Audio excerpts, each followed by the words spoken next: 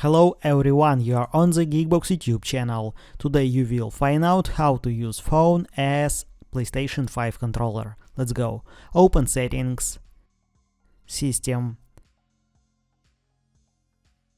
Remote Play. Enable Remote Play. Open Network.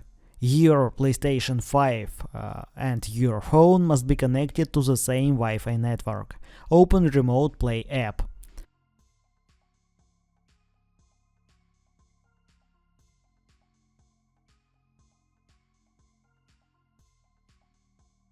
Choose your console.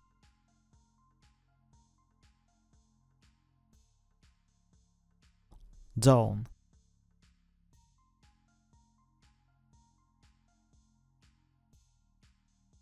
Now your phone is a controller PlayStation 5.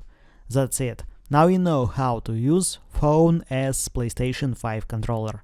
Thanks for watching, don't forget to like and subscribe to the channel. Good luck and see you soon.